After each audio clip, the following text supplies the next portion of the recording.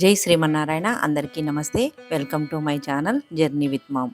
ఈరోజు సౌందర్య లహరిలోని 12వ శ్లోకం యొక్క అర్థం తెలుసుకుందాం. త్వదీయం సౌందర్యం తుహినగిరి కన్యే తులయితుం కవీంద్రాః కల్పంతే కథమపి విరించి ప్రభుతయః యదా లోకౌత్సుక్యాధమర లలనాయాంతి మనసా తపోభిర్దృష్పాపమపి గిరిశ సాయుజ్య పదవీం. ఈ 12వ శ్లోకంలో శ్రీ ఆదిశంకరాచార్యుల వారు అమ్మవారి యొక్క సాయుధ్యాన్ని గురించి వివరించడం జరిగింది. ఓ హిమవత్ పర్వత రాజపుత్రి, నీ దేహ సౌందర్యమును ఉపమానములతో సరిపోల్చు వర్ణించి చెప్పుటకు బ్రహ్మ, విష్ణు, ఇంద్రాది కవిశ్రేష్ఠులు సైతము ఎంత ప్రయత్నించినను సమర్థులుగాకున్నారు. దేవతా స్త్రీలైన రంభ, ఊర్వశి, తిలోత్తమాది అతి సౌందర్యవంతులగు అప్సరసలు నీ సౌందర్యమును చూచుటకు అమితముగా కుతూహలము గలవారై నీ అందముతో తాము సాటిరాని వారై కఠిన తపస్సులచే కూడా పొందలేని శివసాయుధ్య స్థానమును మనస్సుచే పొందుచున్నారు. ఓ పర్వతరాజపుత్రి, తాము ఎవరి సౌందర్యమునైనా వర్ణించగలమని కవులకు గర్వం. అటువంటి దేవతలు, కవులు కూడా నీ సౌందర్యాన్ని ఎవరితో పోల్చాలో తెలియక తికమక పడుతున్నారు.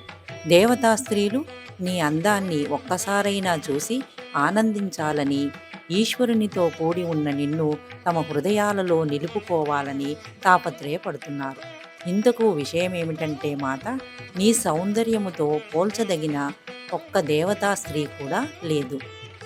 ఓ దేవి, నీ శరీర లావణ్యమును వర్ణించడానికి గాని, నీ చక్కదనాన్ని చాటి చెప్పడానికి గాని బ్రహ్మాది దేవతలు, కవిశ్రేష్ఠులు కూడా సమర్థులు కాలేకపోతున్నారు.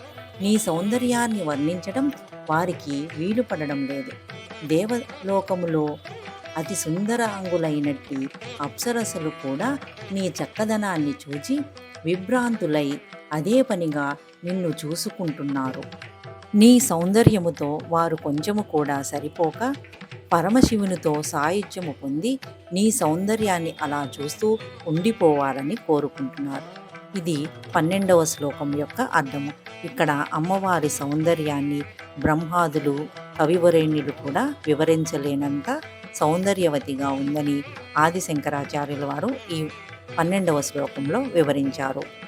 తెలుసుకున్నారు కదా ఈ శ్లోకం యొక్క అర్థము. మరి ఈ శ్లోకానికి ఉండే విశిష్టత ఏమిటంటే వశీకరణ శక్తి ఉంటుంది. అంటే మనం అమ్మవారి అందాన్ని చూసి ఎలా ఆకర్షితులమయ్యామో అలాగే మన మాటకు ఎదుటి వ్యక్తి అలా ఆకర్షితులవుతారు. కాబట్టి ఈ మంత్రాన్ని ప్రతినిత్యము పఠించడం వల్ల వశీకరణ శక్తి వస్తుంది. ఇక్కడ వశీకరణ శక్తి అంటే ఎదుటి వ్యక్తిని లోబరుచుకోవడం కాదండి, మన మాట వినేలాగా చేసుకోవడం. మరి మీకు ఈ వీడియో కనుక నచ్చి ఉంటే లైక్ చేయండి, షేర్ చేయండి, తప్పకుండా సబ్స్క్రైబ్ చేసుకోండి.